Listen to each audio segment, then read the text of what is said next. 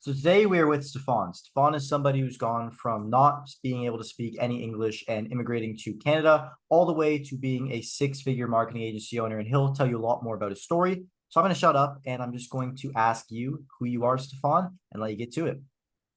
Okay, so basically the rundown. I was born way over in Holland, and then when I was just 6 years old, my family decided to move all the way to Canada. And the reason why we moved was for me and my brothers to pursue a better education.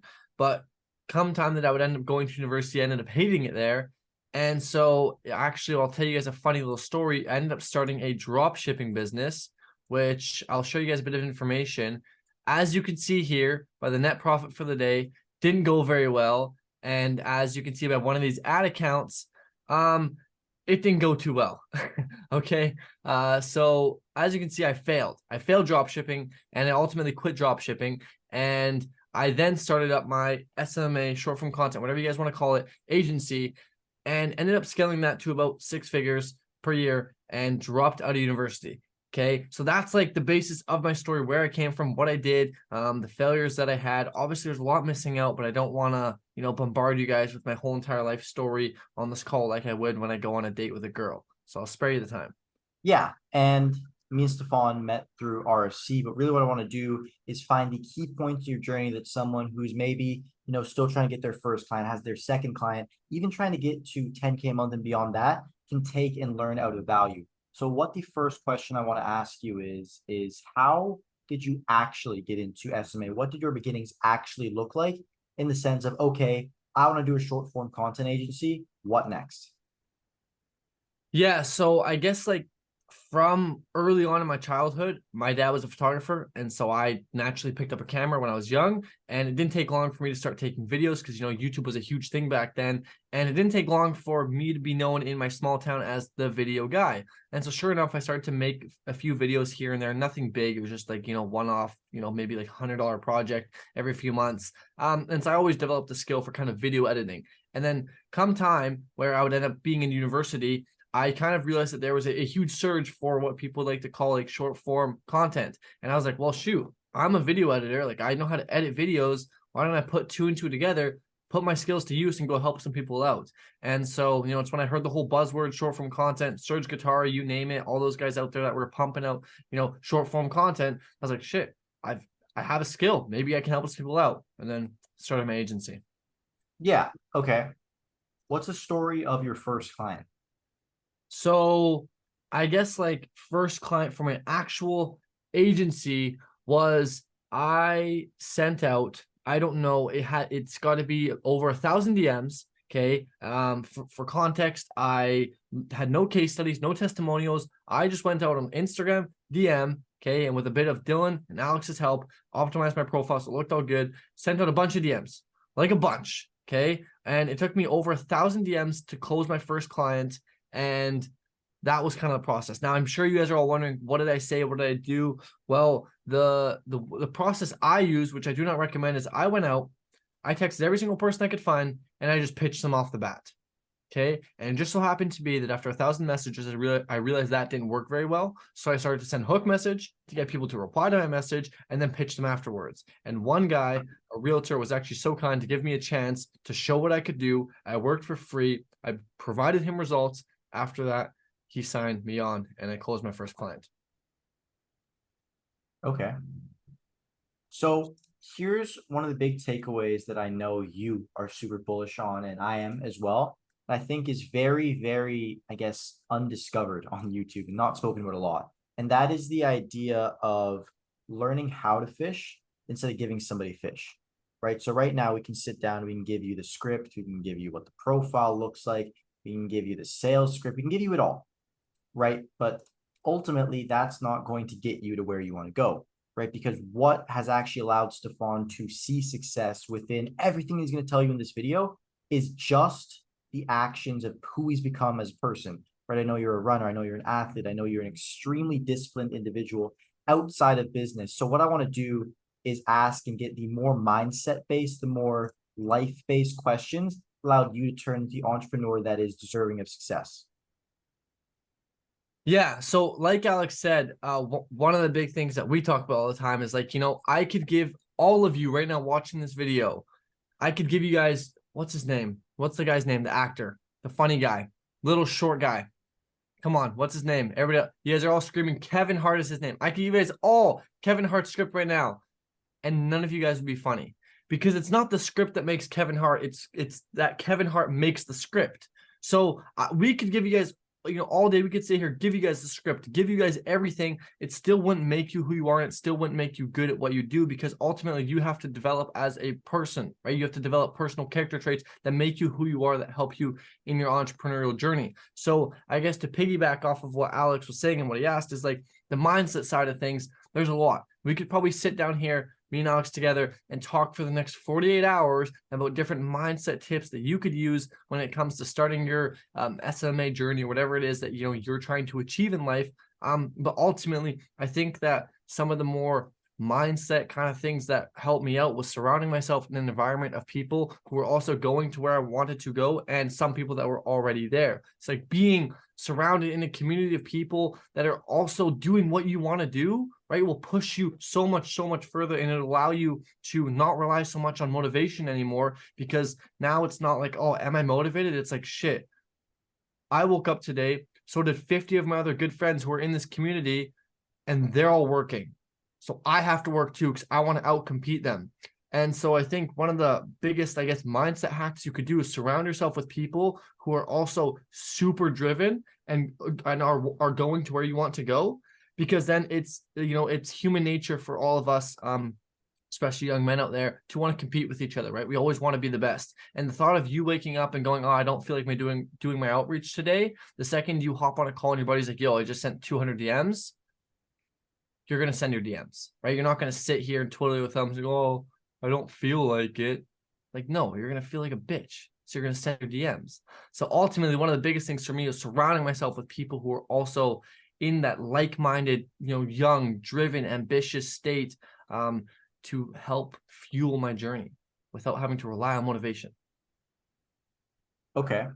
So of just surrounding yourself with like-minded individuals, obviously that is probably the biggest piece of the pie. But outside of that, right, I know we, again, preach a lot about, hey, you have to be the person that deserves success. So outside of surrounding yourself with those people, what does your day look like as one of those people who has seen success?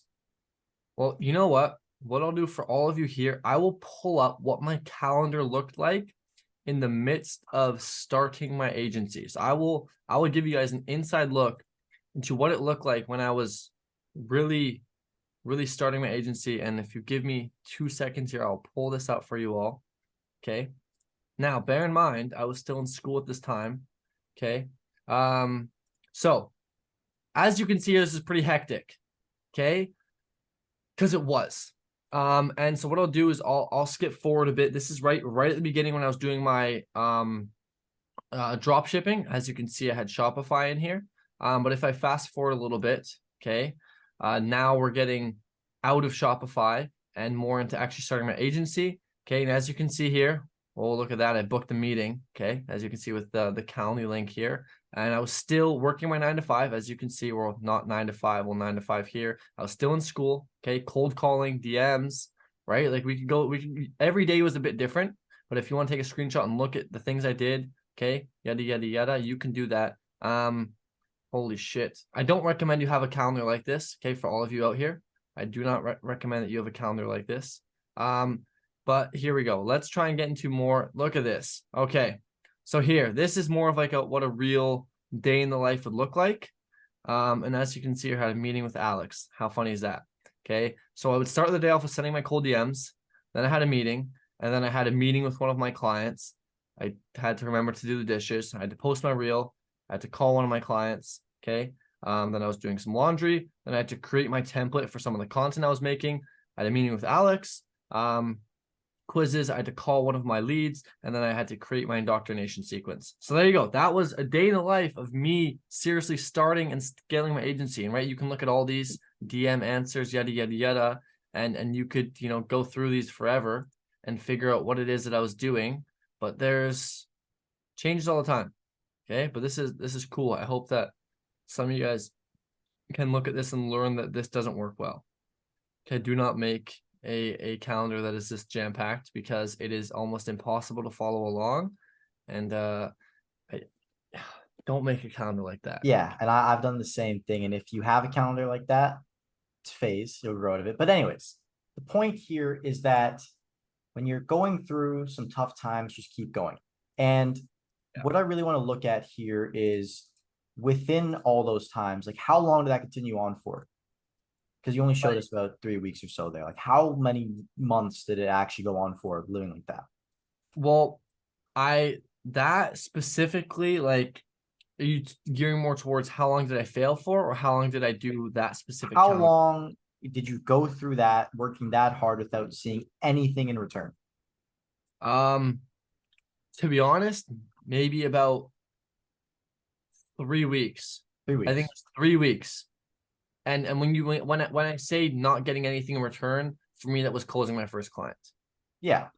And I want to really look at that because, like, maybe from the outside looking in, that doesn't seem like a lot.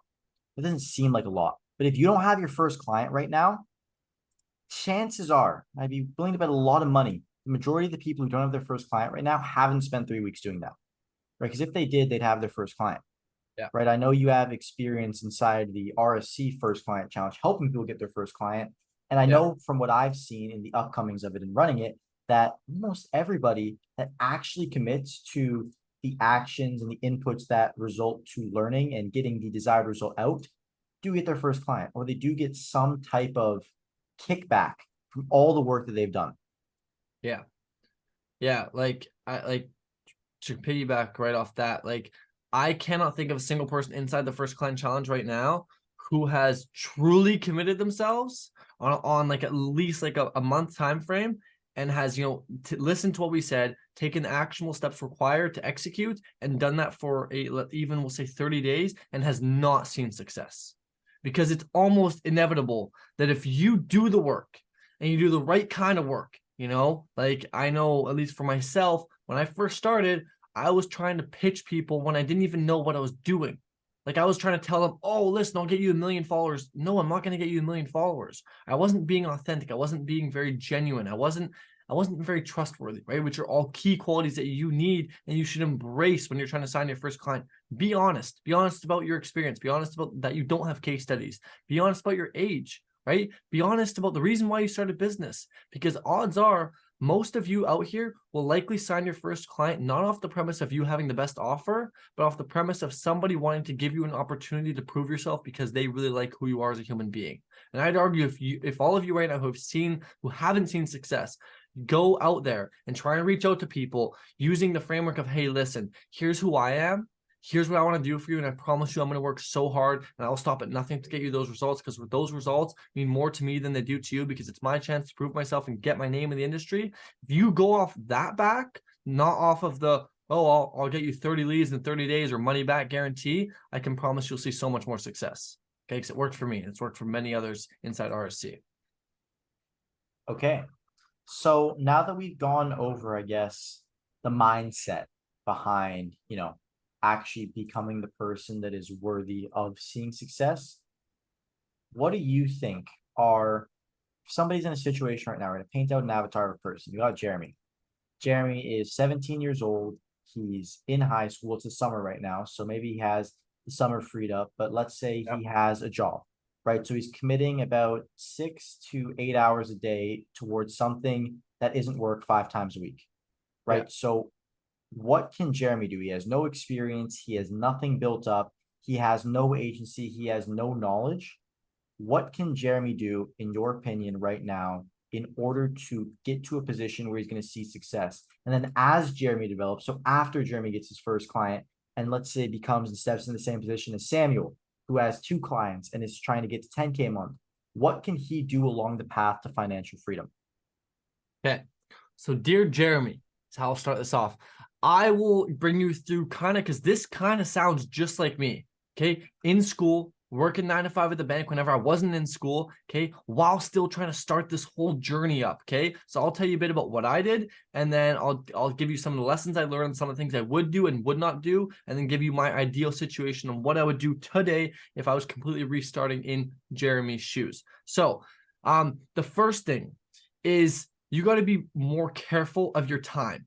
Okay, because when you're spending so much time at something that isn't directly going towards what you want to achieve, you have to be more careful, I'll say, with where you spend your time. Okay, so that might, for you, example, might be, thinking like, hey, do I really want to spend, another night at the bar? Or for those who aren't old enough for that, another night out with my friends? Or do I want to focus in on honing in on these skills that I can learn to eventually set myself on the path to financial freedom?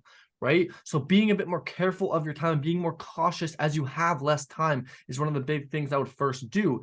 Then what I would do is if you're starting out, right, you're completely new, you have absolutely no experience, is go network, right? Communicate with some people who are already kind of doing what you want to do, right? So you can kind of get in the mindset, right? We all know the saying, you are the sum of the five people you spend the most time with, and it's very much true, right? If you spend your time hanging around 5 millionaires, I can almost guarantee that within a year from now, you will be at least a lot further along. Maybe not quite a millionaire yet, but at least a lot further on than you would have been if you spent, that next year with brokies, I'll say. Okay. So surrounding yourself with people in the time that you are given to learn quicker from other people. Okay. Because listen, for in life, you pay one of two prices. You either pay a price in time or you pay a price in money. Okay. Either you can spend the next 4 years learning something, or you can pay somebody to learn what they did for the last 4 years. So you don't have to wait 4 years to learn that thing. Okay. So back to Jeremy. Okay. What would you do? What would I do today? Well, like I said, I would block out times to work, to do the thing I want to do. Right. And if you're wondering, how do I even get started? Join the RC private community. Okay. Or not even private community, free community. Okay. Join in there. That'll set you straight for at least the next X amount of time. Okay. But besides that, I would first know what I'm going to do.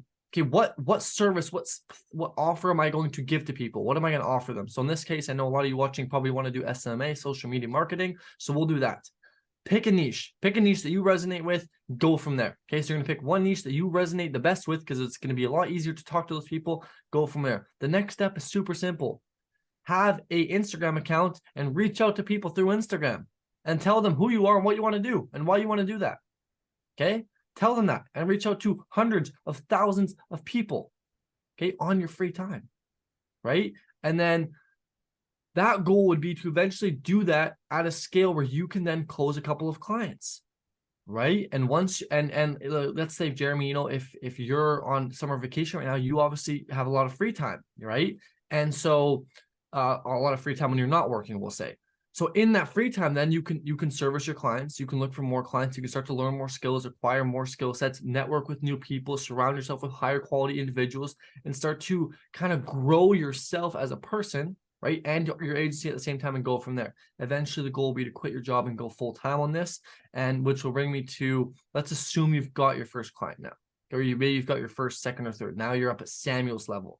Okay, like what is the next steps? Well, there's like I said before, you can pay one of two prices, right? You can either pay the price in time or in dollars, right? You can either buy somebody's information so you know what they did, so you can learn lessons from them super quick, implement it, and go from there. Or you can try to do it all yourself, which is totally viable, just take you a lot more time. So if you were at somebody that's at like 1, 2, 3, 4-ish clients, and you want to really take it to the next level, my best suggestion to you would be find somebody who has done exactly what you want to do and work under them, as in get them as a mentor, right? It's the quickest way. It is, a lot of people want quick wins. That's the quickest way. Invest in yourself, learn from people who have done exactly what you want to do, and then you can go from there, right? So some actionable steps for you guys. Let's say you have a few clients. Now our goal should be, how can we delegate out a few tasks that are very low ROI, okay, so that don't make you the most amount of money perhaps. If service delivery, for most of you people, probably won't make you the bulk of your money, sending outreaches will. So let's hire somebody to take care of our service delivery, so we can buy back our time to spend it on the more important tasks. Okay, that's the first thing. Okay, is buy back some of your time to spend on the higher ROI tasks. After that, I guess you would want to scale up and use more leverage to essentially be able to get more clients in the door. Right? Because as the famous Alex Hormozi, as I've been reading in this book, if you haven't all read this, everybody go read this book.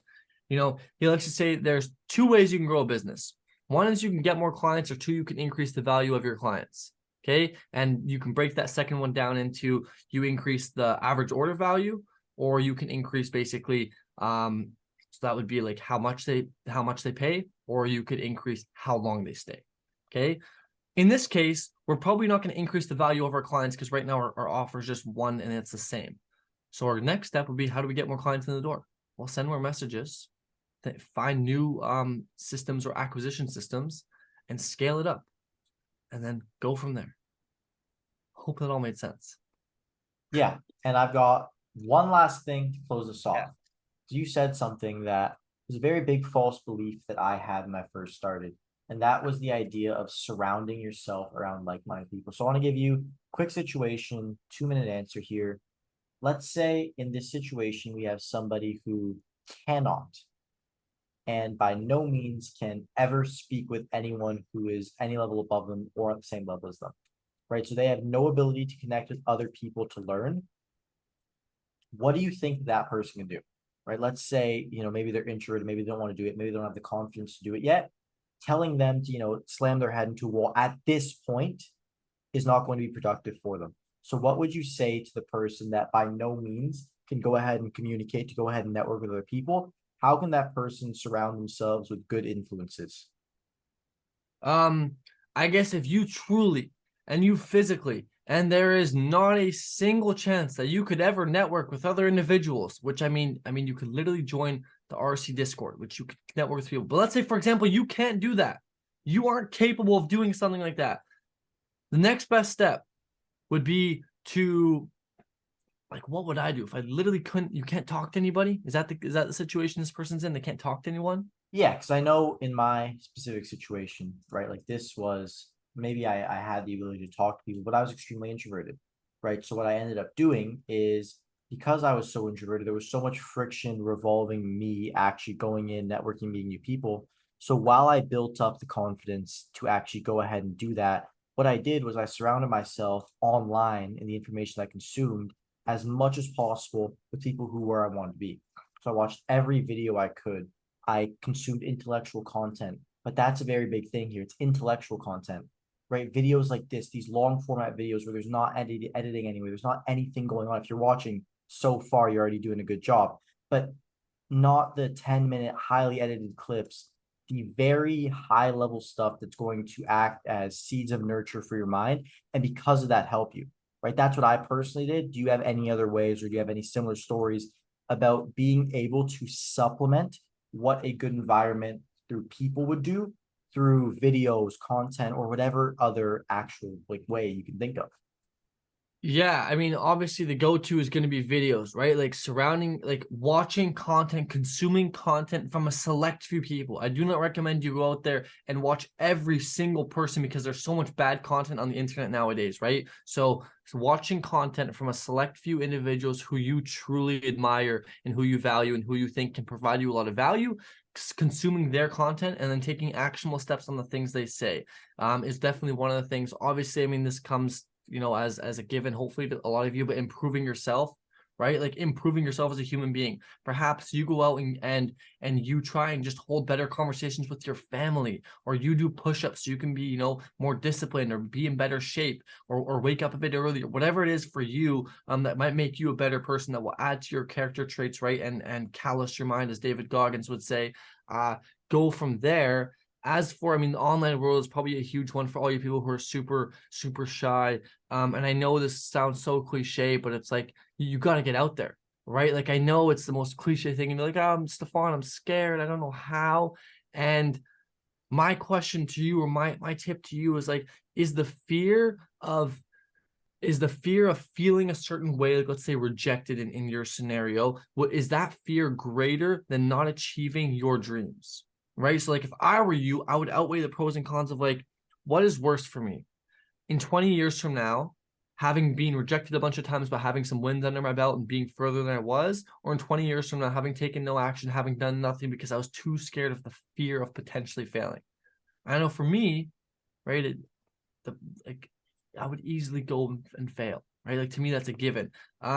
So to you all, if you guys are all nervous or shy or scared or whatever the case may be, I would urge you to just do something to get out of your comfort zone, because I know myself, super shy kid, right? Like I was deemed introverted by many people. Whereas now people talk to me like, oh, you seem so extroverted and outgoing. And it's like, yeah, but it wasn't always that way. Right. And it seems so easy from someone who seems like they're quote unquote extroverted to tell you what to do. But like this comes from somebody who was once the shyest kid, right? Who didn't speak a word, who was super introverted. And I think the thing for me was finding people that were kind of more like me, right? So like I could kind of resonate with them. And this might not take your first try. You might not meet one person and instantly click with them, right? But when you do, it's just a matter of meeting more people like that and networking. I know we said in this given situation the person can't do that, but I can promise you, imagine if you found a clone of you, like a duplicate of you, you guys probably become best friends, right? And from there you start to build up your social skills and yada yada yada, and then go from there. Alrighty. Well, I think that is enough value to take our friend, what was his name? Jeffrey? Jeremy. Jeremy. Take Jeremy all the way to a Samuel, beyond, and eventually to a Stefan. So I hope found this value. I hope that the time I stole from you is worth the value I provided. And that being said, if you watched this far, you're a real one, and I'll see you guys in the next one.